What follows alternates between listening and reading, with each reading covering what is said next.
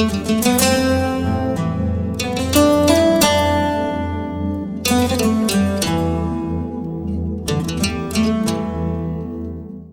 దేవుని వర్లారా, మీ అందరికీ కూడా ప్రభువైన యేసుక్రీస్తు వారి పేరిట వందనాలు. చిన్న ప్రార్థన చేసుకుందామండి. మమ్మల్ని మిక్కిలిగా ప్రేమించిన మా ప్రియ పరలోకపు తండ్రి, మీ ఘనమైన శ్రేష్టమైన నామమును బట్టి మీకు వందనములు స్తోత్రములు చెల్లించుకుంటున్నాను తండ్రి.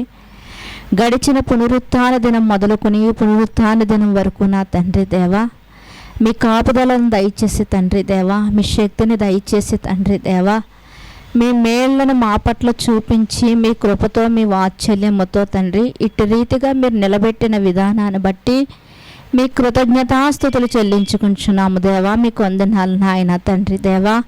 వాక్యము మీది నా తండ్రి, నేను ఒక సాధనాన్ని మాత్రమే తండ్రి.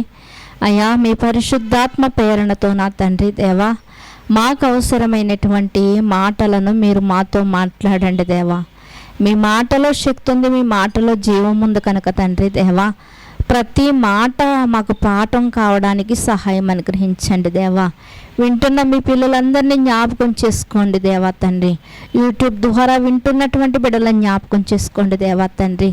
ప్రతి ఒక్కరి హృదయాలను తాకడానికి తండ్రి మీ విలువైనటువంటి మాటలను తండ్రి మరొకసారి మీరు మాతో మాట్లాడతారని కోరుకుంటూ, మీ కుమారుడు మా రక్షకుడు అయినటువంటి యేసుక్రీస్తు వారి అతి శ్రేష్టమైనటువంటి నామములు ప్రార్థన అడిగి వేడుకొనిచున్నాం పరమ తండ్రి, ఆమేన్.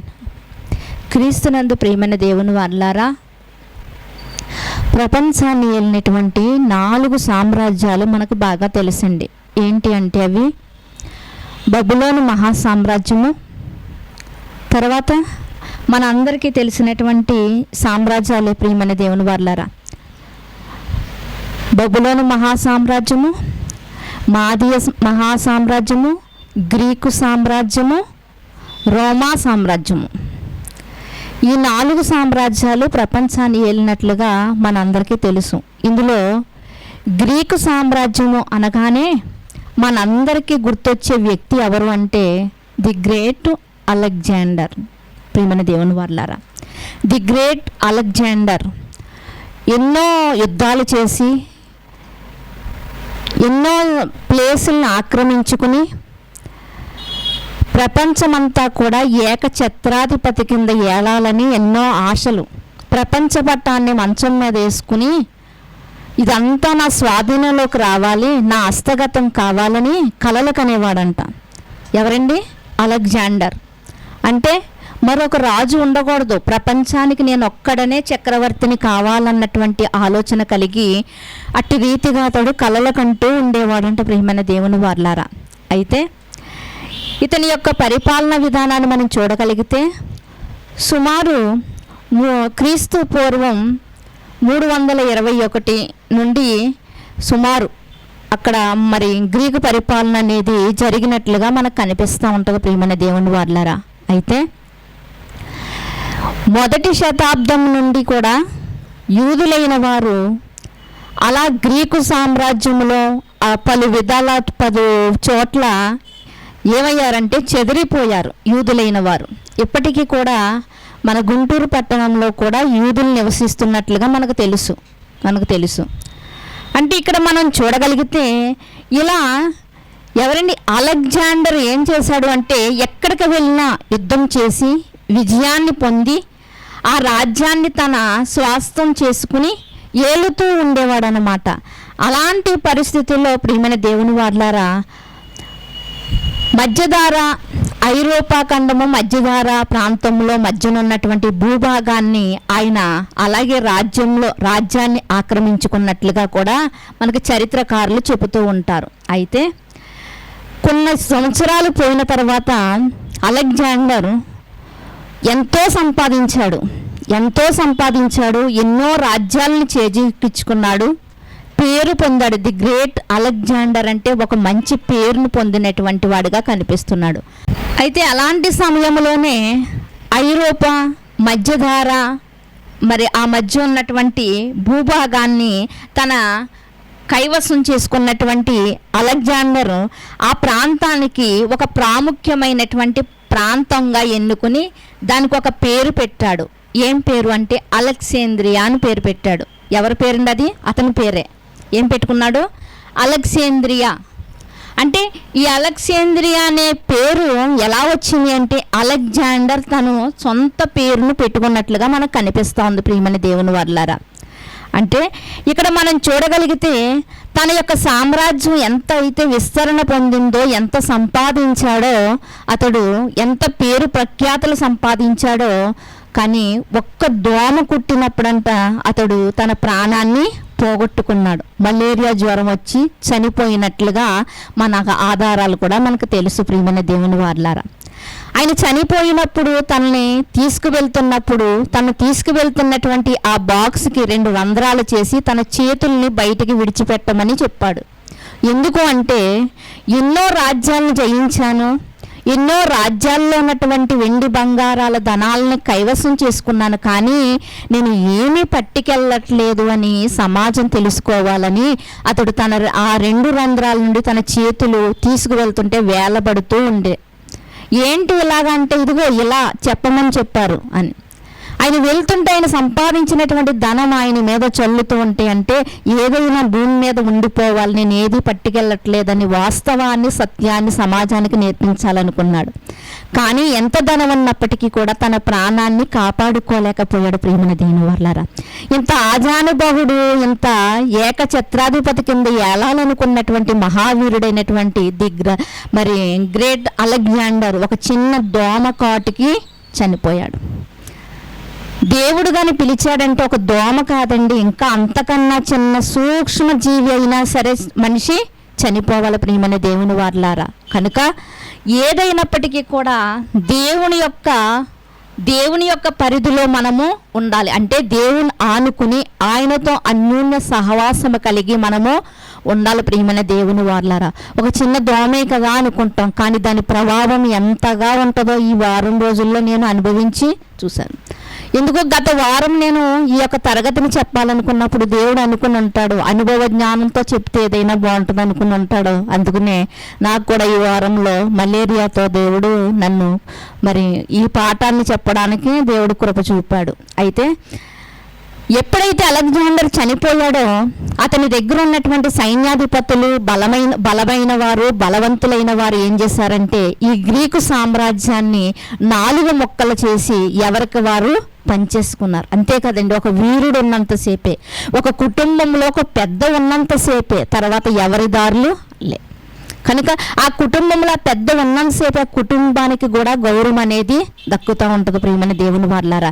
ఎప్పుడైతే ఇతడు చనిపోయాడో 4 ముక్కలు అయిపోయిందండి. గ్రీకు సామ్రాజ్యం అంతా 4 ముక్కలు అయిపోయింది.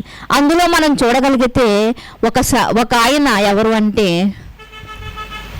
టోలమీ అనేటువంటి ఒక వ్యక్తి ఏం చేశాడు అంటే ఈ మధ్యధార, ఈ ఐరోపా మధ్యన ఉన్నటువంటి భూభాగం ఏదైతే అలెగ్జాంద్రియా అని పేరు పెట్టుకున్నాడో అలెగ్జాండరు, ఆ భూభాగాన్ని తను సొంతం చేసుకున్నాడు. ఎవరండి? టోలమీ.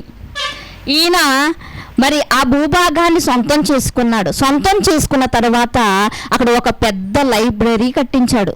అక్కడ ఒక పెద్ద లైబ్రరీ అంటే మీకు అర్థం కావడంటే సుమారు 2 లక్షలకు పైనే పుస్తకాలు అందులో లభ్యమయ్యాయన్నమాట. 2 లక్షలకు పైగా పుస్తకాలు లభ్యమయ్యాయి.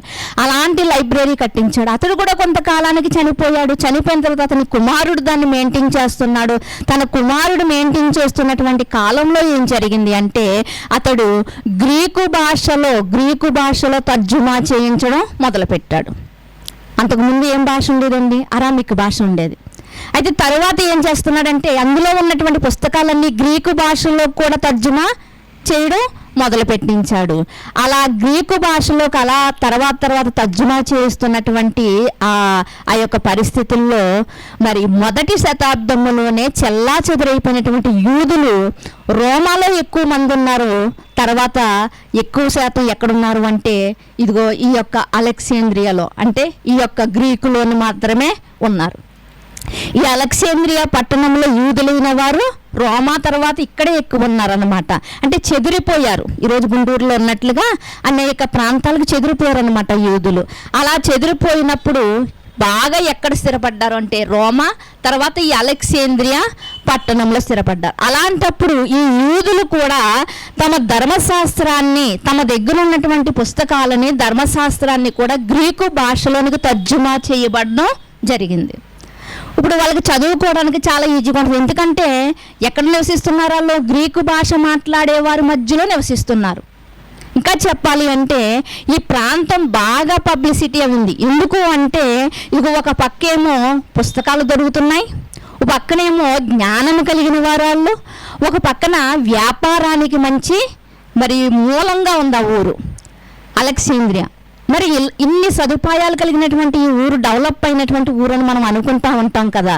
ఏంటి పలానా ఊరిండి ఓడల రే ఉంది కాబట్టి డెవలప్ అయింది, పలానా కాకినాడ బీచ్ ఉంది కాబట్టి, హార్బర్ ఉంది కాబట్టి డెవలప్, ఇలా చెప్పుకుంటూ ఉంటాం కదా. అలాగే ఈ ప్రాంతం కూడా ఎందుకు డెవలప్ అయింది అంటే విద్య నేర్చుకున్న వాళ్ళు అనేక మంది అంట, విద్వాంసులు చాలామంది ఉన్నారంట ఇందులోనంట. అంటే పుస్తకాలు దొరుకుతున్నాయి, ఏ భాషలో కావాలితే ఆ భాషలో దొరుకుతున్నాయి. అందరూ కూడా ప్రావీణ్యత కలిగిన వారుగా ఉన్నారంట. అయితే మనం చూడగలిగితే ప్రియమైన దేవుని వారలారా, ఎందుకు ఎంతగా ఈ ప్రాంతాన్ని గురించి, అలెగ్జాండర్ని గురించి, ఆ అలెగ్జాండ్రియా ప్రాంతాన్ని గురించి నేను చెప్పాను అంటే, మరలా గుర్తించుకోండి, అలెగ్జాండర్ తన పేరుని ఒక ప్రాంతానికి పెట్టుకున్నాడు, ఒక ప్రాంతానికి. అదే అలెగ్జాండ్రియా అని పిలువబడుతుంది ప్రియమైన దేవుని వారలారా. అయితే అలాంటి ప్రాంతము నుండి సుమారు ఎఫెసు పట్టణానికి ఒక ఆయన వచ్చాడు. అంటే అక్కడ ఉన్నవారు ఎలాంటి వారు? విద్వాంసులంట, ఎలాంటి వారు? పండితులు అంట, వ్యాపారవేత్తలంట, తెలివి జ్ఞానం కలిగిన వారు అన్నమాట. ఇన్ని టాలెంట్ కలిగినటువంటి వారు. అలాంటి పట్టణం నుంచి ఒక వ్యక్తి వస్తున్నాడు. ఎందుకంటే ఆ వ్యక్తిని గురించి మనం తెలుసుకోవడానికే ఇదంతా అవసరం. ఎందుకు అంటే అక్కడ దేవుడు రాయించాడు కాబట్టి మనం చదువుకోవాలి. ఇదిగో పలానా పట్టణం నుంచి వస్తున్నాడు అంటే పట్టణాన్ని కూడా దేవుడు రాయించాడు అంటే మనం ఆలోచించాలి, అంతే కదండి. దేవుడు ఏది కూడా ఊరకనే రాయించడు, ఒక పట్టణాన్ని కూడా రాయించాడంటే. సారేపతు వెధవరాలు అన్నాడంటే ఆ పట్టణానికి ఉన్నటువంటి టాలెంట్ ఏంటో మనకి తెలియాలి. తిష్బీడైనటువంటి ఏలియా అంటే త్రిప్పేవాడు నిజంగా మరి బయలుదేవత ప్రవక్తల్ని ఎంతలాగా ఆట ఆడించాడో మనకు తెలుసు. ఇలా దేవుడు ఏదైనా రాయించాడు అంటే దాని గురించి మనము ఆలోచన చేయాలి ప్రియమైన దేవుని వారలారా. అలాంటి అలెగ్జాండ్రియా పట్టణం నుండంట ఒక వ్యక్తి అంట సుమారు 750 కిలోమీటర్ల ప్రయాణం చేసుకుని ఒక గ్రామానికి వచ్చాడు. ఆయన ఎవరో మనం చూద్దాం ప్రియమైన దేవుని వారలారా. మీ చేతిలో ఉన్నటువంటి బైబిల్ గ్రంథాన్ని తెరిచి అపోస్తల కార్యములు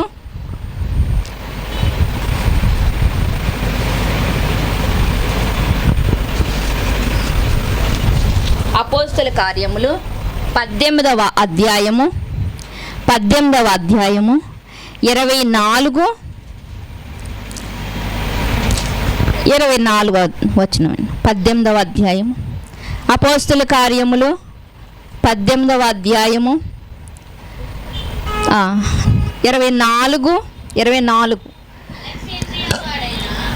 అలెగ్జాండ్రియా వాడైన. ఇప్పటివరకు మనం ఏ ఊరు కోసం చెప్పుకున్నామండి? ఈ అలెగ్జాండ్రియా గురించే చెప్పుకున్నాం. అలెగ్జాండర్ తర్వాత ఆ పేరుని ఎలా మార్చుకున్నారు? అలెగ్జాండ్రియా అని మార్చుకున్నారనమాట. మొట్టమొదటిగా కోకినాడ, ఇప్పుడు కాకినాడ ఎలా అయితే మార్చబడిందో. అలెగ్జాండ్రియా వాడైన అపోల్లోను ఒక యూదుడు ఎఫెసునకు వచ్చెను. ఎక్కడి నుంచి వచ్చాడంట? అలెగ్జాండ్రియాలో ఉన్నటువంటి ఒక యూదుడు. ఇతను గ్రీకు దేశస్థుడు. గ్రీకులు కాదు, ఇతడు అన్యులు కాదు. ఎవరంటే ఇతను యూదుడైనప్పటికీ కూడా ఎప్పుడో చెదిరిపోయి అక్కడ స్థిరపడిపోయారు. అక్కడి నుంచి వచ్చిన వాడే. ఇతని పేరు ఏంటంటే అపుల్లా అని రాయబడింది. ఇతడంట ఎలాంటి వాడంట? అతడు విద్వాంసుడను, లేఖనముల యందు ప్రావీణుడై ఉండెను. ఏటంట? ఇతడు ఎలాంటి వాడంట? విద్వాంసుడంట. ఇందాక చెప్పాను కదా, అక్కడ ఉన్నవారు అందరూ కూడా విద్యలో విద్వాంసం కలిగిన, విద్యలో గొప్పవారు, ఘనత కలిగిన వారు మాట.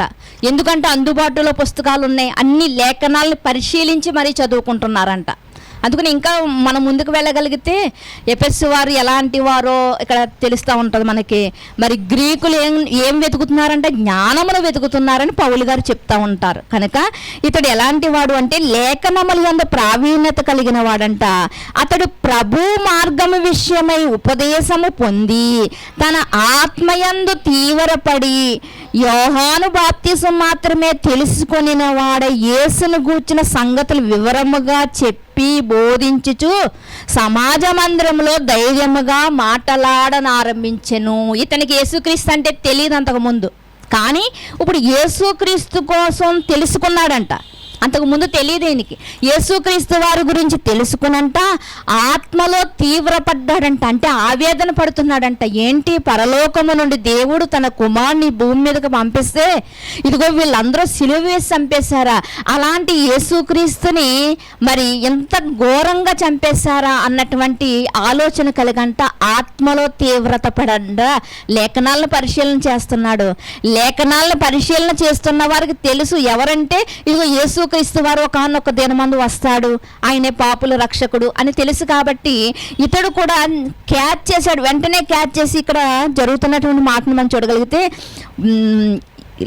ప్రభు మార్గముల విషయమై ఉపదేశం పొంది, ప్రభు మార్గం ఒకటి వచ్చింది, ఇప్పుడు కొత్త మార్గం. పౌలు గారు కూడా తెలియకముందు ఏమంటున్నారు, యెహోవా మాత్రమే ఒక మార్గం అయితే ఈ యేసు ప్రభు ఒక మార్గం అని చెప్తున్నారని ఏం చేసేవాడు, యేసుక్రీస్తు వారిని నమ్ముకున్న వారిని అందరినీ కూడా చంపడానికి ప్రయత్నించేవాడు అనమాట.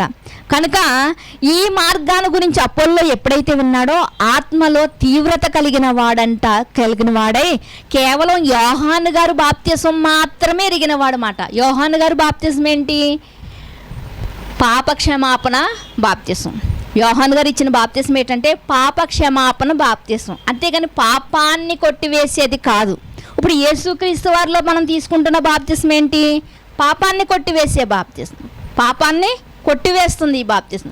కానీ యేసుక్రీస్తు వారి కన్నా ముందు యోహాను గారు ఇచ్చినటువంటి బాప్తిసం ఏంటంటే అది పాప క్షమాపణ మాత్రమే. కానీ ఇప్పుడు పాపాన్నే కొట్టివేసే బాప్తిసం మనం క్రీస్తు నామంలో తీసుకుంటున్నాం అన్నమాట. అంటే ఇతనికి ఏ బాప్తిసం తెలుసు, యోహాను గారు ఇచ్చినటువంటి బాప్తిసం మాత్రమే తెలుసు అన్నమాట.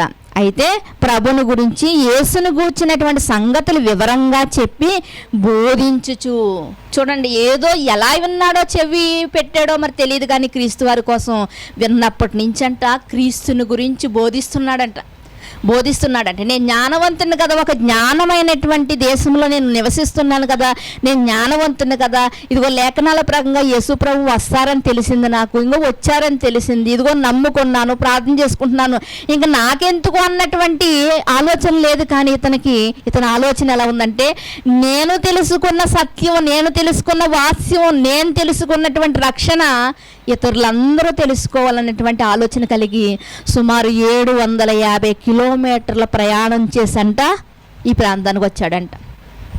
750 కిలోమీటర్ల ప్రయాణం చేసి వచ్చాడంట. మనమైతే ఇంటి పక్కన ఉన్న వారికి కూడా సువార్త చెప్పం, మనమైతే ఒక 2 ఇళ్ళు దాటి కూడా సువార్త చెప్పం మనమైతే. కానీ ఎన్ని మీటర్లంట, ఎన్ని కిలోమీటర్లు, 750 కిలోమీటర్లు ప్రయాణం చేసి వచ్చాడు. ప్రియమైన దేవుని వారలారా, నేను బాగానే ఉన్నాను కదా, నేను రక్షింపబడ్డాను కదా, నాకెందుకు ఇతరుల గొడవ అని అనుకోలేదు.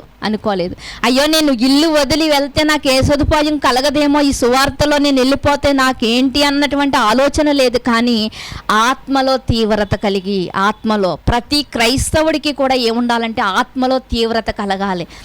ఏమంటే ఎక్కడికైనా భోజనానికి వెళ్ళినప్పుడు కుటుంబ సమేతంగా రండి అంటే మనం కుటుంబ సమేతంగానే వెళ్తూ ఉంటాం.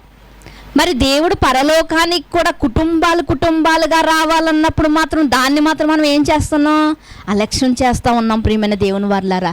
కానీ అపోలోకి ఉన్నటువంటి మనసు ఎలాంటిది అంటే నేను రక్షింపబడ్డాను, మిగిలిన వారు కూడా రక్షింపబడ్డారు. అలాంటి వ్యక్తి ఎలాంటి ప్రాంతానికి ఇక్కడికి వచ్చాడో మనకు కనిపిస్తూ ఉంటుంది. మరలా మనం చదవగలిగితే యేసును గూర్చినటువంటి సంగతులు వివరముగా చెప్పి బోధించుచు సమాజ మందిరములో ధైర్యముగా మాట్లాడనారంభిస్తున్నాడంట. ధైర్యముగానంట. ఎలాంటి కాలం అంటే యేసుక్రీస్తు వారిని నమ్మని కాలం అది. యేసుక్రీస్తు వారు వచ్చి వెళ్ళినప్పటికీ యేసుక్రీస్తు వారు అంటే అభిషక్తుడు అని మాత్రమే నమ్ముతున్నారు. ఈరోజు అంతే కదండి, యేసు ప్రభు అంటే కరుణామయుడు, కృపామయుడు, ప్రేమామయుడు అని నమ్ముతారు. ఈయన ద్వారానే పరలోకం వస్తుంది అంటే ఎవరు కూడా రక్షణలోనికి రారు. ఆ రోజు సమాజం కూడా అలాగే ఉన్నది. ఆ రోజు సమాజం కూడా యేసు ప్రభు అంటే అభిషక్తుడు అని మాత్రమే నమ్ముతుంది. అలాంటి వారికి యేసుక్రీస్తు వారు అభిషక్తుడు మాత్రమే కాదు అని బోధిస్తున్నట్లుగా ఇక్కడ ధైర్యముగా బోధిస్తున్నాడంట. ధైర్యముగా ఈరోజు ఇలాంటి ధైర్యము కలిగినటువంటి బోధ సేవకులు బోధిస్తే, సమాజంలో లేకపోతే సంఘంలో బోధిస్తే, విశ్వాసులు ఏ మాట మాట్లాడడానికైనా ఏ తప్పిదం చేయడానికన్నా భయపడుతూ ఉంటారు. కానీ అలాంటి బోధలు ఈరోజు మనకే కనిపించట్లేదు ప్రియమైన దేవుని వారలారా. చూడండి కిందకి మనం చూడగలిగితే ఇంకా చూడండి, ఒకసారి మనం చూడగలిగితే యోధా పత్రిక ఇతనికి ఉన్నటువంటి ఆత్మలో తీవ్రతను గురించి మరొకసారి మనం యోధా పత్రిక మనందరికీ తెలిసినటువంటి మాటే. మొదటి అధ్యాయము 22, 23 వచనాలను చూడగలిగితే, సందేహపడు వారి మీద కనికరము చూపుము, అగ్నిలో నుండి లాగినట్లు కొందరిని రక్షించుము. సందేహపడువారు ఇదిగో మేము ఈ కొండ ఎక్కితే మేము పరలోకానికి వెళ్ళొచ్చా, లేకపోతే ఈ గుణదల వెళ్తే మేము పరలోకానికి వెళ్ళిపోతామా, లేకపోతే ఈ గౌరీపట్నం వెళ్తే మేము స్వర్గానికి వెళ్ళిపోతామా, ఇలా సందేహపడుతున్నటువంటి వారు చాలామంది మన కళ్ళ ముందు కనిపిస్తూ ఉన్నారు. ఎటు వెళ్ళాలి? ఇదేమో ఇరుకైన మార్గం అంటున్నారు. ఇరుకైన మార్గం గుండా వెళ్ళాలా, విశాలమైనటువంటి మార్గం గుండా వెళ్ళాలా అని చాలామంది సందేహపడుతున్నారు. అలా సందేహపడుతున్నటువంటి వారినంట మనం ఏం చెయ్యాలంట? కనికరపడాలంట. కనికరపడి అయ్యోను వదిలేయడమేనా? కనికరపడంట మనం ఏం చెయ్యాలంట? అగ్నిలో నుండి లాగినట్లు, పాతాళమనే అగ్నిలో నుండి లాగినట్లుగా వారిని చేయూత మనం ఇవ్వాలంట. ఇందులోనే యేసుక్రీస్తు వారే మార్గము, యేసుక్రీస్తు ద్వారానే స్వర్గానికి వెళ్తామన్నటువంటి వాస్తవం మనం తెలుసు కాబట్టి వాళ్ళ విషయంలో మనం ఏం చేయాలంట? చేయూత ఇవ్వాలంట. చూడు మరొక వచనం సామెతల గ్రంథంలో కూడా ఒకసారి చూడగలిగితే 24వ అధ్యాయము సామెతల గ్రంథము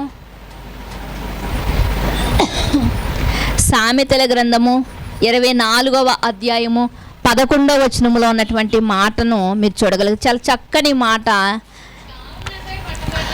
చావునకై పట్టబడిన వారిని నీవు తప్పించువా, నాశనమునకు జోగుతున్న వారిని నీవు రక్షింపవా. ప్రశ్న ఎవరికిది? చదువుతున్న నీకు ఈ ప్రశ్న, చదువుతున్న నాకు ఈ ప్రశ్న. ఏమంటున్నాడు? చావునకై పట్టబడిన వారిని నీవు తప్పించవా, నాశనమునకు వెళ్ళిపోవడానికి జోగుతున్నటువంటి వారిని నువ్వు రక్షింపవా. నిన్ను దేవుడు అడుగుతున్నాడు ఈ ప్రశ్న. ఇదేదో చదువుకుని వెళ్ళిపోవడం కాదు, ఇది దేవుని యొక్క మాట. దేవుడు నిన్ను ప్రశ్నిస్తున్నాడు, నువ్వు రక్షింపవా. ఎక్కడో ఉన్నటువంటి అపోల్లో 750 కిలోమీటర్ల ప్రయాణం చేసి ఇదిగో చావునికై నశించిపోతున్నటువంటి వారు, చావునికై జోగుతున్నటువంటి వారు నేను రక్షించాలని ఆత్మలో తీవ్రత కలిగిన వాడుగా ప్రయాణం చేసి తన కుటుంబాన్ని విడిచిపెట్టి, తన బంధువులు విడిచిపెట్టి ఈ ప్రాంతానికి వచ్చాడు అంటే మరి మన మీద ఆ బాధ్యత లేదా? నేను ఆదివారం వెళ్తున్నాను కదా, నా పని అయిపోయింది, నా భక్తి చాలని అనుకుంటున్నామా మనం ప్రియమైన దేవుని వారలారా? ఈ ఆయుష్ కాలం అనేది చాలా విలువైనది. నిన్ను అడుగుతాడు, నువ్వు ఒక ఆత్మను రక్షించావా? నీ జీవిత కాలంలో నీకు రక్షణ అంటే ఏంటో నీకు చూపించాను. ఆ రక్షణను గురించి ఒక్కరికైనా నువ్వు పరిచయం చేసావా? ఒక్కరినైనా రక్షించావా? నీ కుటుంబాన్ని రక్షించావా అని దేవుడు నిన్ను ప్రశ్న అడిగితే వెళ్ళినప్పుడు సమాధానం నీ దగ్గర ఉందా? సమాధానం లేకపోతే నిన్ను అంగీకరించడు దేవుడు. అందుకునే ఆత్మలో తీవ్రత కలిగిన వాడుగా అపోల్లో కనిపిస్తున్నాడు. ఈరోజు ఆత్మలో తీవ్రత లేని వారుగా, చల్లారిపోయిన జీవితాలు కలిగిన వారుగా మనం నా భక్తి నాకు చాలులే, ఈ భక్తి చాలులే అని మనం అనుకుంటూ ఉన్నాం ప్రియమైన దేవుని వారలారా. అట్టి విధముగా మనం ఉండకూడదు కనుకనే ఈరోజు ఆత్మీయుడైనటువంటి అపోల్లోను గురించి మనకు జ్ఞాపకం చేస్తున్నాడు. బైబిల్ గ్రంథంలో ఉన్నటువంటి గొప్ప గొప్ప భక్తుల్ని దేవుడు మనకి ఎందుకు జ్ఞాపకం చేస్తాడంటే వాళ్ళని చూసి మనం ఏం నేర్చుకోవాలండి? పాఠాలు నేర్చుకోవాలి. అంతేగాని అపోల్లో చరిత్ర తెలుసుకున్నాను, షీలా గారి చరిత్ర తెలుసుకున్నాను, పౌలు గారి చరిత్ర తెలుసుకున్నాను, ఇది ఇంతవరకే కాదు. వాళ్ళ జీవితాన్ని తెలుసుకొని వాళ్ళ జీవితాలు ఎలా సాగించారు, వారి జీవితాలు ఏ ఆలోచన ప్రకారంగా ముందుకు నడిపించుకున్నారు, ఎవరిని ఆనుకున్నారు, ఇవి మనం క్యాచ్ చేసుకోవాలి ప్రియమైన దేవుని వారలారా. ఎందుకంటే ఈ మార్గం గుండా వాళ్ళు వెళ్ళారు కాబట్టి వాళ్ళు దేవునికి దగ్గర అవ్వారు. అదే మార్గంలో మనం వెళ్తే మనకు ఎంత సులువుగా ఉంటుందండి. దారి తెలియకపోతే మన ప్రయాణం చాలా కష్టంగా ఉంటుంది. కానీ మనకు దారి చూపించడానికి ఎంతోమంది మార్గదర్శకులు ఉన్నారు బైబిల్ గ్రంథంలో. వాళ్ళని ఫాలో అవుతే మనం వెళ్ళే ప్రయాణం, ఆత్మీయ ప్రయాణం చాలా సులువుగా అనిపిస్తుంది మనకి ప్రియమైన దేవుని వారలారా. మరొక మాటను కూడా మనం చూడగలిగితే, ఇంతగా పౌలు గారు అపోల్లో గారిని గురించి మనం మాట్లాడుకుంటున్నామంటే మరొక మాటను మనం చూడగలిగితే, ఇదే కొరింథీయులకు రాసినటువంటి పత్రిక, కొరింథీయులకు రాసినటువంటి మొదటి పత్రిక 3వ అధ్యాయము, కొరింథీయులకు రాసినటువంటి మొదటి పత్రిక 3వ అధ్యాయము 4వ వచనాన్ని మీరు చూడగలిగితే,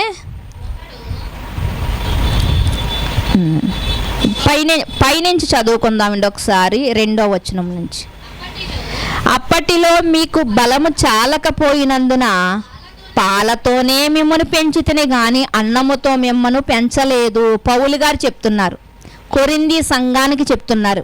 కొరింథీలో ఉన్న ఒక సంఘంతో మాట్లాడుతూ ఆయన చెబుతున్నటువంటి మాట, మీరు ఇంకనూ శరీర సంబంధులై ఉండుట వలన ఇప్పుడునూ మీరు బలహీనులై ఉన్నారు కారా.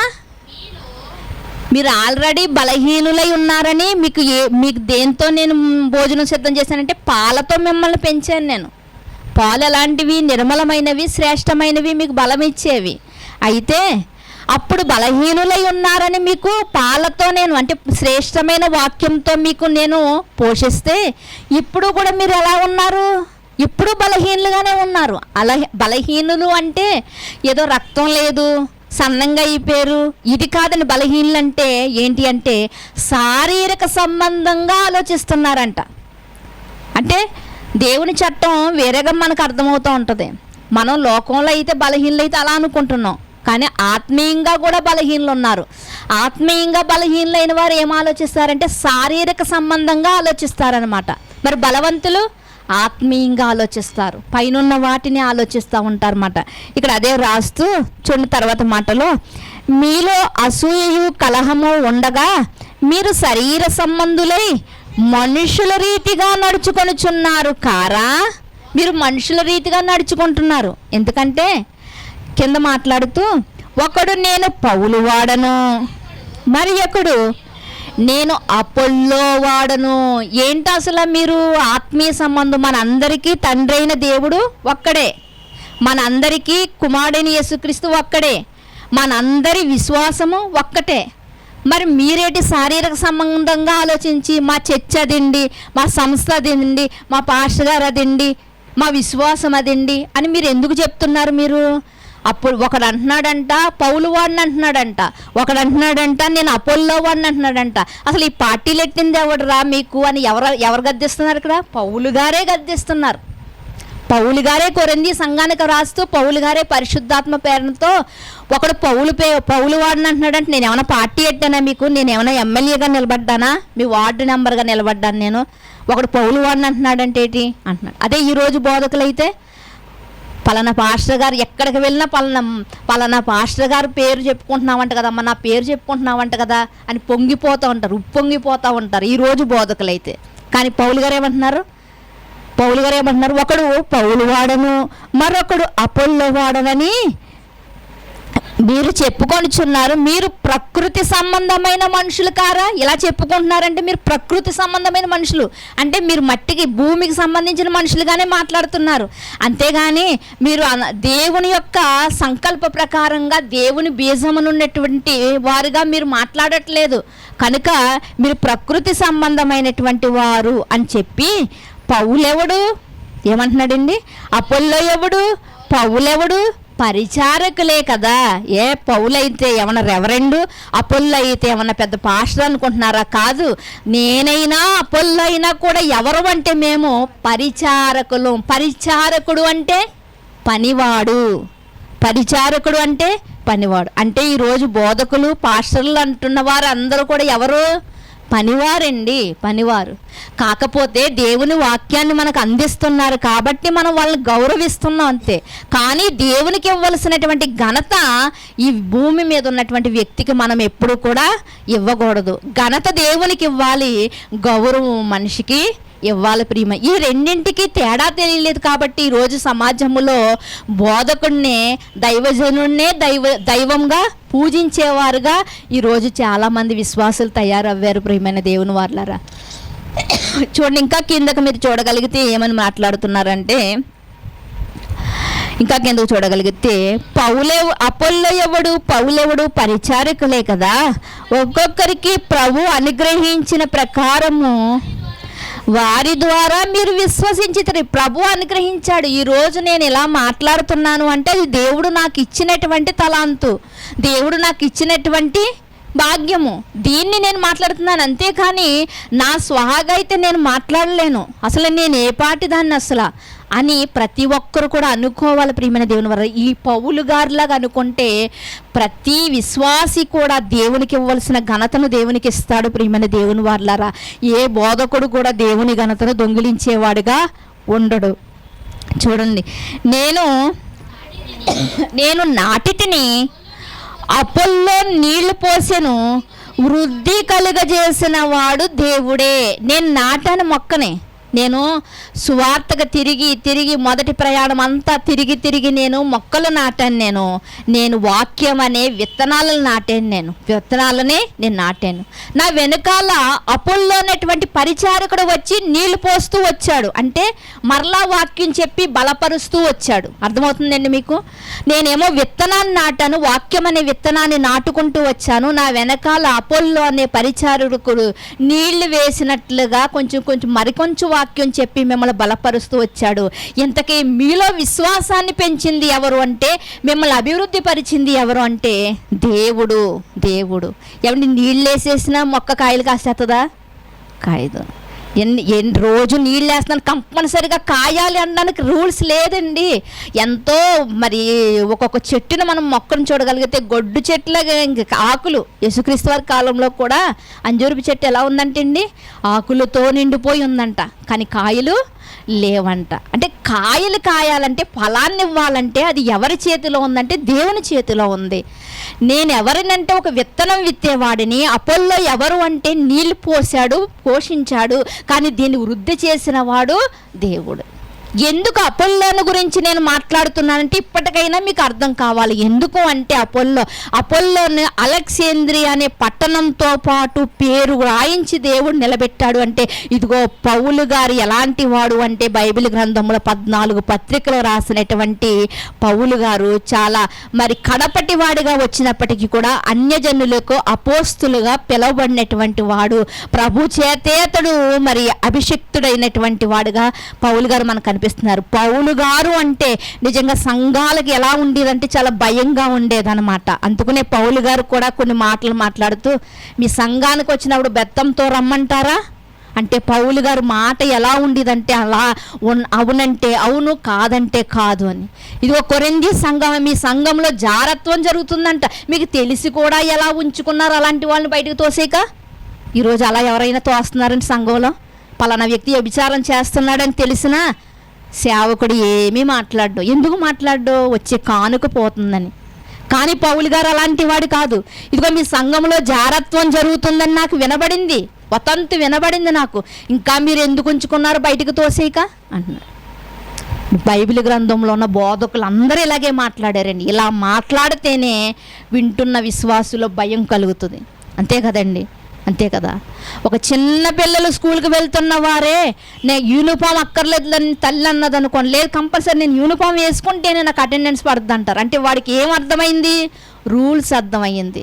మరి దేవునిలో ఉన్నటువంటి రూల్స్ కూడా మనకు అర్థం అవ్వాలి అంటే మనకు ఎవరు చెప్పాలి అంటే బోధించే బోధకులు చెప్పాలి. ప్రియమైన దేవుని వారలారా, పౌలు గారు ఎలా ఉన్నదంటే ఆయన బోధ ఏంటి?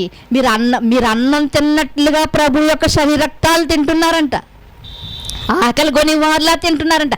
ఆకలి కొనిన వారిలా శరీరక్తాలు తినడం కాదు. మీరు మన కోసం ప్రభువారు సమర్పించినటువంటి శరీరమని, మన కోసం నలగొట్టబడిన శరీరమని, మన కోసం రక్తం చిందించబడింది, ఒక్క రక్తపు బొట్టు కూడా లేకుండా చిందించాడన్నటువంటి ఆలోచన కలిగి మీరు శరీరక్తాలు తీసుకోవాలి. అంతేగాని ఆకలి గొన్న వాళ్ళ తీసుకుంటున్నారు అంటే ప్రతి దానికోసం కూడా ఆయన ఏం చేశాడు అంటే హెచ్చరించాడు. ప్రియమైన దేవుని వాళ్ళారా, హెచ్చరించాడు. నిజంగా ప్రతి హెచ్చరిక కూడా మనిషికి చాలా ప్రయోజనమండి. కొంతమంది అనుకుంటారు వీళ్ళ మాటలు చాలా గద్దించినట్టు ఉంటాయండి, వీళ్ళ మాటలు చాలా కోపంగా మాట్లాడతారు. కోపంగా మాట్లాడిన మాటే నేను బాగుపరిచే మాట. నన్ను అడిగితే పౌలు గారు మాట అలాంటిదే అండి. బండను బద్దలు కొట్టు సుత్తి ఎంత పవర్ఫుల్గా ఉంటుందో, ఇదిగో పౌలు గారి మాటలు కూడా అలాంటివి. ప్రతి సంఘానికి అలాగే రాస్తూ ఉన్నారు. ఇదిగో మీ సంఘంలో పలానా వాళ్ళు ఉన్నారంట, మీ సంఘంలో పలానాది జరుగుతుందంటే మీరు ఎందుకు ఉంచుకున్నారని.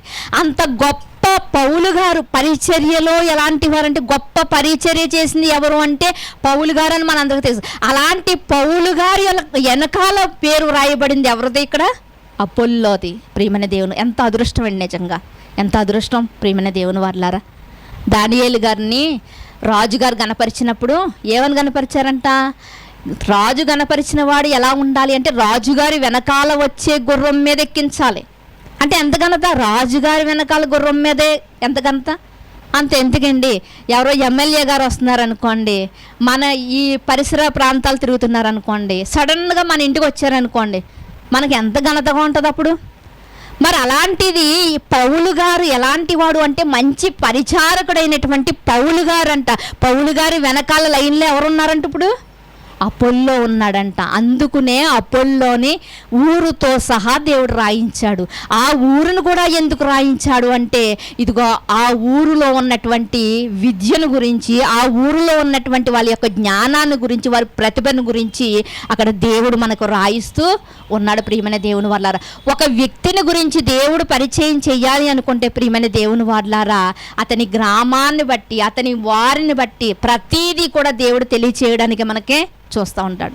గడిచిన దినాల్లో భక్తుల గురించి మనం జెబెదయి కుమారుల గురించి తెలుసుకున్నాం, తల్లిని గురించి తెలుసుకున్నాం.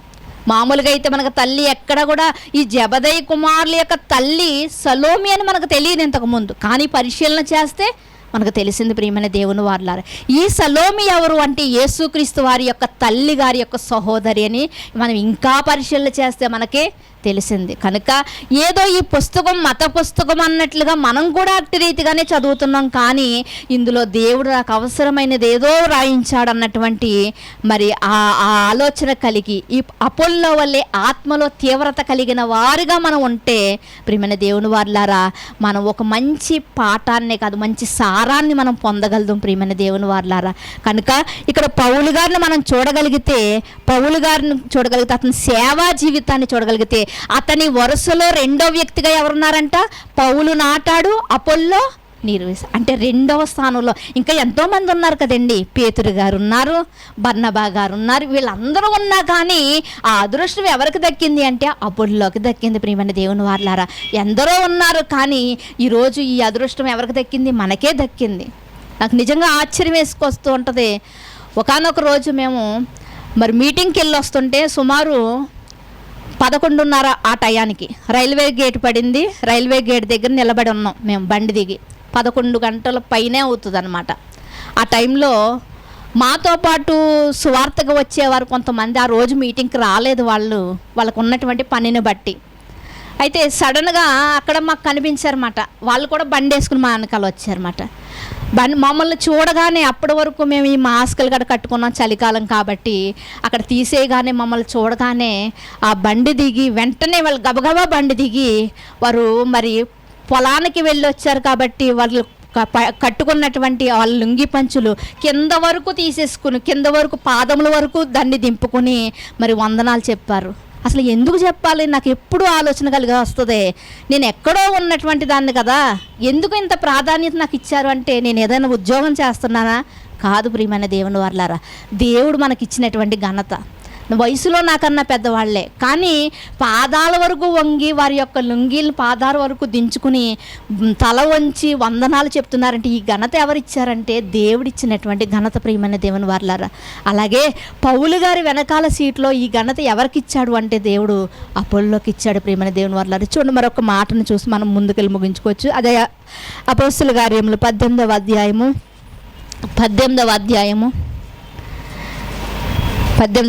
కింద వచనములు 26 చదువుకుందామండి. ప్రిస్కిల్లా అకుల్లాయను భార్యాభర్తలు అతన్ని చేర్చుకుని దేవుని మార్గమును మరిపూర్తిగా అతనికి విషదపరిచిరి. ఎవరంట వీళ్ళు? మంచి భక్తి కలిగినటువంటి భార్యాభర్తలు. ఎవరండి? Priscilla, Aquila. నిజంగా ఈ ఇద్దరి భార్య భక్తుల్లో కూడా నిజంగా భార్య బాగా జ్ఞానవంతురాలేమో అనుకుంటా ఉంటాను. ఎందుకంటే మొదటి పేరు ఎవరి పేరు రాయించాడంటే దేవుడు ఎక్కడ రాయించిన భార్య పేరే రాయించాడనమాట. అయితే ఇద్దరూ కూడా నండి భక్తి జీవితంలో చాలా గొప్పవారు. వచ్చిన ఆయన ఎలాంటి వాడు? వచ్చిన ఆయన అపోల్లో గారు ఎలాంటి క్యారెక్టర్ కలిగిన వాడు అంటే ఎలాంటి వాడు? విద్వాంసుడు అంట, లేఖనములు ఎందంట ప్రావీణ్యత కలిగిన వాడు, అంటే పండితుడు. అపోల్లో ఎవరండి? పండితుడు. ఇప్పుడు ఈ భార్యాభర్తలు ఎవరికి పాఠాలు నేర్పుతున్నారు? పండితుడికే పాఠాలు నేర్పుతున్నారు. మరి మనం అయితే ఏమంటాం? మనం అయితేనే నేనే పండితుడినమ్మా, నేను ఏ పట్టణం నుండి వచ్చానో తెలుసా నీకు? సుమారు 2 లక్షలకు పైగా పుస్తకాలతో అభివృద్ధి పొంది తర్జుమా చేయబడినటువంటి ఆ ప్రాంతము నుండి నేను వచ్చాను, నేను పండితుణ్ణి, మీరు నాకు చెప్తున్నారేటి అనలేదు. ఎప్పుడు జ్ఞానవంతుడంట బుద్ధిహీనుడిని తిట్టేటప్పుడు కూడానంట జ్ఞానవంతుడు వినంట జ్ఞానం నేర్చుకుంటాడంట. బుద్ధిహీనుడిని తిట్టేటప్పుడు కూడానంట జ్ఞానవంతుడంట జ్ఞానం నేర్చుకుంటాడంట. అంటే జ్ఞానవంతుడు ఎప్పుడు తన పెదవులు మూసుకుంటాడంట. ఇక్కడ ఇతడు జ్ఞానవంతుడు కాబట్టే ఈ భార్యాభర్తలు ఇద్దరు ఇంకా అతనికి ఏమి నేర్పుతున్నారంట? యేసు ప్రభు వారిని గురించి ఇంకా చెప్తున్నారంట. ఎందుకంటే యేసు ప్రభు ఉన్నటువంటి ప్రాంతంలో ఉన్నవారు కాబట్టి భార్యాభర్తలు యేసుక్రీస్తు వారిని గురించి ఇంకా చెప్తుంటేనంట ఆయన చక్కగా విన్నాడంట. చక్కగా జ్ఞానవంతుడు ఎప్పుడు కూడా నేర్చుకోవాలని అనుకుంటాడండి. బుద్ధిహీనుడే నువ్వు నాకు చెప్పడం ఏంటి, నాకు తెలియదేంటి, నేను వెళ్ళే మార్గమే మంచిది అంటాడు బుద్ధిహీనుడు. కానీ జ్ఞానవంతుడు నేర్చుకుంటాడు. నిజంగా అతడు ఎంత చక్కగా నేర్చుకున్నాడో అక్కడ అర్థమవుతుంది. తరువాత అతడు అకయ్యకు పోదలిచినప్పుడు అతన్ని చేర్చుకొనవలనని సహోదరులకు ప్రోత్సాహపరిచు అక్కడికి శిష్యులకు వ్రాసిరి. ఇక్కడ మనం చూడగలిగితే ఇతడు వీళ్ళ దగ్గర కొన్ని రోజులు ఉండి తర్వాత అకయ్య ప్రాంతానికి వెళ్ళాలనుకుంటున్నాడు. అకయ్య ప్రాంతానికి వెళ్ళాలనుకున్నప్పుడు ఈ భార్యాభర్తలు ఇద్దరూ కూడా ఒక లెటర్ రాశారు. ఈయన ఎవరో తెలుసా? పౌలు గారు తర్వాత మంచి పరిచర్య చేస్తూ 750 కిలోమీటర్ల దూరము నుండి క్రీస్తు సువార్తను ప్రకటించడానికి వచ్చినటువంటి ఒక మంచి సువార్తికుడు. ఇతన్ని చేర్చుకోండి, మీరు ఇతనికి ఏమన్నా అవసరాలుంటే తీర్చండి, ఇతన్ని చేర్చుకోండి అని ఒక సిఫారసు పత్రికను రాసి అతని చేతికిచ్చి అతన్ని సాగనంపినట్లుగా మనకు కనిపిస్తూ ఉంటుంది. ప్రియమైన దేవుని వారలారా, అతడు అక్కడికి వచ్చి కృపచేత విశ్వసించిన వారికి చాలా సహాయము చేసెను. ఈ మాట మనకు చాలా ముఖ్యమైనటువంటి మాట. వెళ్ళాడండి, సిఫారసు పత్రిక రాసిచ్చారు కదా, ఇదిగో ఇతను గొప్ప పరిచారకుడు, ఇతను చేర్చుకోండి అని ప్రిస్కిల్లా అకుల్లా సిఫారసు పత్రిక రాసిచ్చారు. వెళ్ళాడు ఆయన, అకయ్యకు వెళ్ళాడు. వెళ్ళిన తర్వాత అతను చేస్తున్నటువంటి పని ఏంటో ఇది ముఖ్యమైనటువంటి మాటగా ఆలోచించండి. యేసే క్రీస్తు అని లేఖనముల ద్వారా అతడు దుష్టాంతపరిచి యూదుల వాదమును బహిరంగంగాను గట్టిగాను ఖండించుచూ వచ్చెను. ఏమని బోధిస్తున్నాడంట? యేసే క్రీస్తుని బోధిస్తున్నాడంట. కానీ యేసే క్రీస్తుని అక్కడ ఎవరు నమ్మట్లేదు. ఇప్పటికీ కూడా యేసుక్రీస్తు వారు వస్తారనే అంటున్నారు. ఇప్పటికీ కూడా ఇజ్రాయేల్ దేశంలో యేసుక్రీస్తు వచ్చి ఎన్ని సంవత్సరాలు అయ్యిందండి? 2020 సంవత్సరాలు అయ్యింది. కానీ ఇంకా రాలేదనే వారు భ్రమపడుతున్నారు. ఇంకా రావాలనే ఏడుస్తూ ప్రార్థన చేస్తున్నారంటే ఎంత అవివేకంగా ఉన్నారు. అలాగే అపోల్లో గారు వెళ్ళేటప్పుడు కూడా యేసుక్రీస్తు వారు వచ్చి యేసుక్రీస్తు వారు పాపుల కొరకు సిలువమాను మీద బలి అయ్యి 3వ దినాన్ని తిరిగి లేచాడు అన్నీ చూశారు. కానీ వాళ్ళంట యేసే క్రీస్తుని నమ్మట్లేదంట. యేసుని నమ్ముతున్నారంట, క్రీస్తుని నమ్మట్లేదంట. రెండాట్లకి తేడా ఏంటో తెలుసా అండి? యేసు అంటే అభిషక్తుడు, క్రీస్తు అంటే రక్షకుడు. యేసు అభిషక్తుడని నమ్మారు, క్రీస్తు రక్షకుడని నమ్మట్లేదు. అర్థమైందా మీకు? యేసే క్రీస్తుని నమ్మట్లేదంట. యేసే క్రీస్తుని నమ్మాలి అంటే అభిషక్తుడే రక్షకుడు అని నమ్మాలి. కానీ వాళ్ళు నమ్మట్లేదంట ప్రియమైన దేవుని వారలారా. మరి ఈయన బోధిస్తున్నటువంటి ఈ బోధ ఎలాంటిదంటే అపోస్తుల బోధ. ఈ బోధ ఎలాంటిదండి? అపోస్తుల బోధ. ఒకసారి చూడండి, ఇదే అపోస్తుల కార్యం 17వ అధ్యాయం 1వ వచనంలో చూడండి. 17వ అధ్యాయము 1వ వచనం. వారు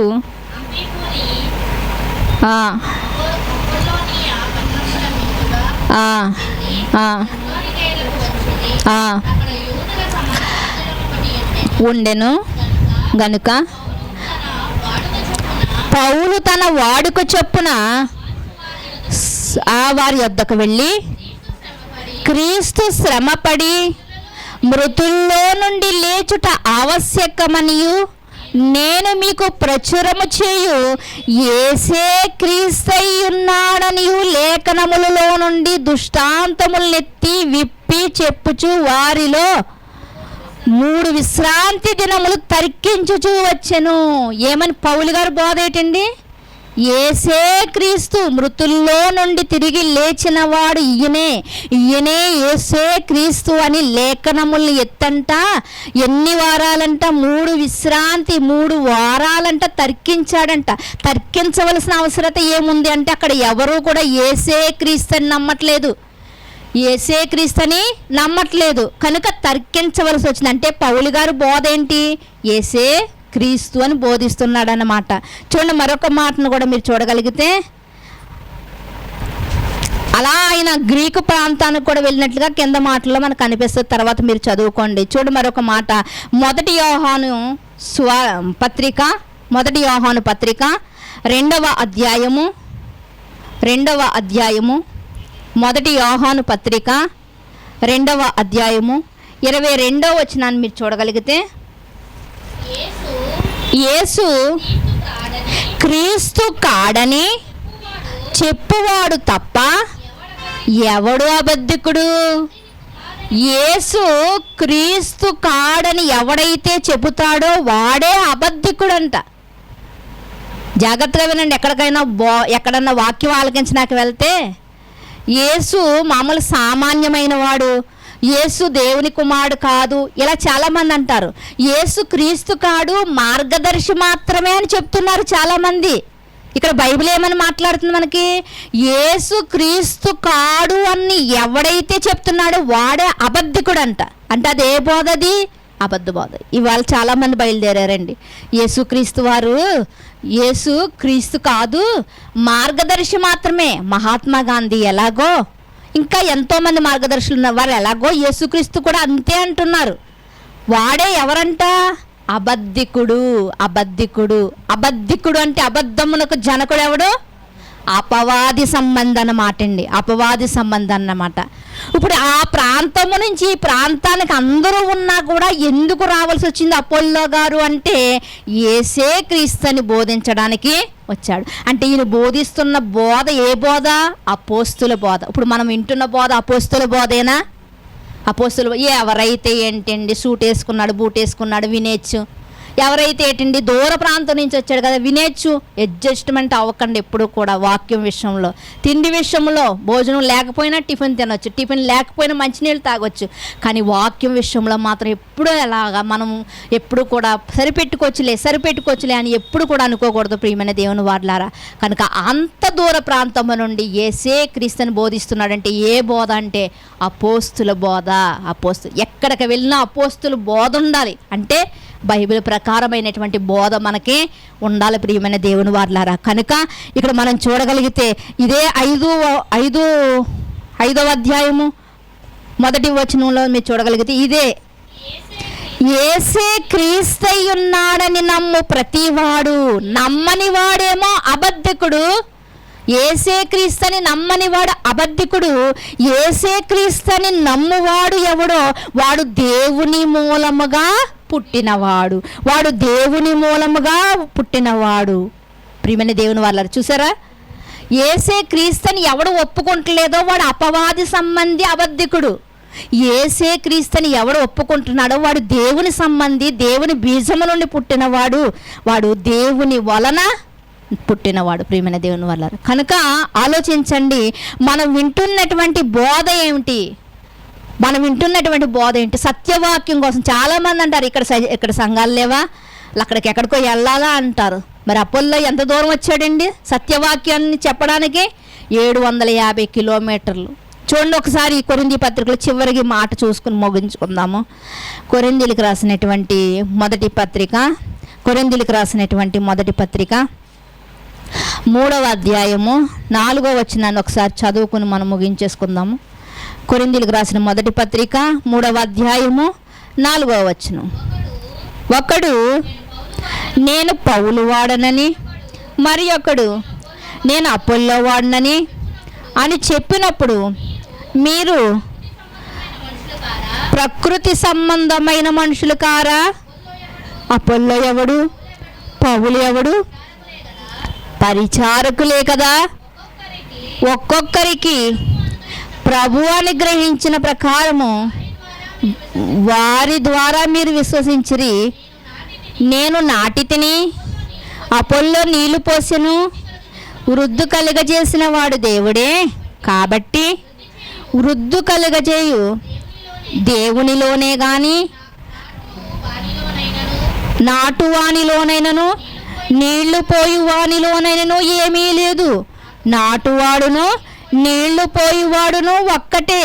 ప్రతివాడు తాను చేసిన కష్టము కొలది జీతము పుచ్చుకొనును. మేము దేవుని జత పని వారమై ఉన్నాము, మీరు దేవుని వ్యవసాయము, దేవుని గృహమునై ఉన్నారు. అపోస్తలుడైనటువంటి పౌలు గారే స్వయంగా చెబుతూ ఏమంటున్నారు అంటే, మేము జత పని వారము. ఎక్కడో ఉండవలసిన అపోల్లో ఎవరికి జత పనివాడయ్యాడండి? పౌలు గారికి జత పనివాడవండి. పౌలు గారితో చాలామంది తిరిగారు, కానీ ఆ ఆధిక్యత ఎవరికి దక్కిందంటే అపోల్లోకి దక్కింది. అందుకునే ఊరితో శుద్ధగా దేవుడు రాయవలసి వచ్చింది. ప్రియమైన దేవుని వాళ్ళారా, ఎంత ఆసక్తి కలిగిన వాడండి, భయం లేదండి. ఈ ఊరు కానివాడు ఈ ఊరిలో ఉండి మాట్లాడాలంటే చాలా ధైర్యంగా మాట్లాడాలి. ఎక్కడి నుండో వచ్చి మాకు చెప్తున్నావేంటి అంటారు చాలామంది, అంతే కదా. కానీ ఎక్కడ నుండో వచ్చినప్పటికి కూడా సత్యవాక్యానంట యేసే క్రీస్తునంట ఖండించి చెప్తున్నాడంట, ధైర్యంతో చెబుతున్నాడంట, తర్కిస్తున్నాడంట, ఆత్మలో తీవ్రత కలిగిన వాడుగా అతడు బోధిస్తున్నాడంట. చివరికి పౌలు గారికి జత పని వాడవాడు. పౌలు గారి వెనకాల లైన్లో ఎవరున్నారండి? అపోల్లో కనిపిస్తున్నాడు. కనుక మనం ఎక్కడికి వెళ్ళినా, ఎక్కడ వాక్యాన్ని విన్నా అపోస్తుల బోధేనా ఇది అని మనం ఆలోచించి మన వాక్యాన్ని స్వీకరించాలి. ప్రియమైన దేవుని వారులారా, వాక్యం అంత విలువైనదండి. అందుకునే వారు అంత ఖండితంగా వాక్యాన్ని చెప్పగలిగారు, అంత ధైర్యంగా వారు వాక్యాన్ని చెప్పగలిగారు.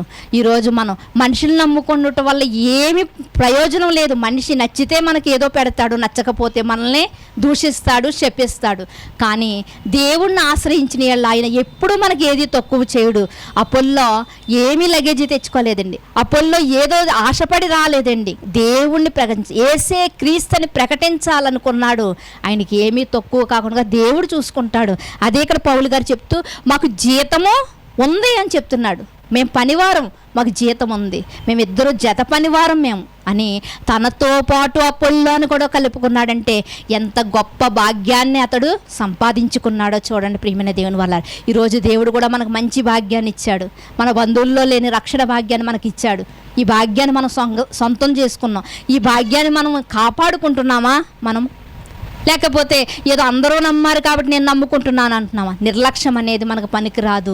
నిరీక్షణ కలిగిన వారుగా, విశ్వాసం కలిగిన వారుగా మనము మన ఆధ్యాత్మిక యాత్రలో, అపోల్లో యాత్రలో ఎలా అయితే ఒక మంచి పేరు ప్రఖ్యాతిని సంపాదించాడో, మన ఆత్మీయ ప్రయాణంలో కూడా మనం అలా సాగుతూ మనం వెనుకున్న వారికి మనకు ఒక మార్గంగా మనము కనిపించాలి. అటువంటి ధన్యత దేవాది దేవుడు మన అందరికీ ఇవ్వాలని కోరుకుంటూ ఈ నా మాటలు ముగిస్తున్నాం. ప్రార్థన చేసుకుందామండి. మమ్మల్ని మిక్కిలిగా ప్రేమించిన మా ప్రియా పరలోకపు తండ్రి, మీ ఘనమైన శ్రేష్టమైన నామమును బట్టి మీకు వందనములు స్తోత్రములు చెల్లించుకుంటున్నాం తండ్రి. దేవా, ఈరోజు అపవాది నా తండ్రి యేసే క్రీస్తు కాదని ఎంతోమంది నోళ్ళ తండ్రి తన మాటను ఉంచింది తండ్రి. కానీ ఈరోజు తండ్రి మీరు యేసే క్రీస్తని తండ్రి ఒక అపోల్లో గారి ద్వారా, పౌలు గారి ద్వారా మీరు మాకు బోధించారు కనుక తండ్రి దేవా, ఇలాంటి సత్యవాక్యంలో మీరు మమ్మల్ని పెంచి పోషిస్తున్నందులకే మీకు కృతజ్ఞతాస్తుతులు చెల్లించుకుంటూ, అలాంటి దుర్బోధలు మా దరికి రానివ్వకుండా తండ్రి దేవా, పాల వంటి వాక్యం చేత మమ్మల్ని తండ్రి దేవా, నిర్మలమైనటువంటి వాక్యము చేత మమ్మల్ని తండ్రి పెంచి మమ్మల్ని పోషిస్తున్నందులకే మీకు కృతజ్ఞతాస్తుతులు చెల్లించుకుంటూ, ఇటు రీతిగా తండ్రి దేవా మాట్లాడడానికి తండ్రి మీరు నోటిని నింపినందులకే మీకు కృతజ్ఞతాస్తుతులు చెల్లించుకుంటూ, వింటున్న ప్రతి హృదయాన్ని కదిలించండి దేవా తండ్రి. కేవలం వినువారు మట్టికై ఉండకుండగా విన్న వాక్య ప్రకారముగా వారి జీవితాలను మలుచుకొనుటకు సహాయం చేయమని కోరుకుంటూ, మా ఆత్మీయ ప్రయాణంలో, మా ఆత్మీయ యాత్రలో తండ్రి మేము మరొకరికి మార్గంగా ఉండాలి తండ్రి. అపోల్లో మాకు ఎలా అయితే మార్గాన్ని చూపించాడో, పౌలు గారు ఎలా అయితే మార్గాన్ని చూపించాడో, మేము కూడా అనేకులకు మార్గంగా అయ్యా మార్గదర్శులుగాను ఉండాలి, మాదిరికరంగాను ఉండాలి. అటువంటి ధన్యత మీరు మాకు ప్రసాదిస్తారని కోరుకుంటూ, మీ కుమారుడు మా రక్షకుడు అయినటువంటి యేసుక్రీస్తు వారి అతి శ్రేష్టమైనటువంటి నామంలో ఈ ప్రార్థన అడిగి వేడుకొనిచున్నాము పరమ తండ్రి. ఆమేన్. ఆమేన్. శ్రద్ధగా ఉన్న మీ అందరికీ ప్రభుపేట వందనాలు.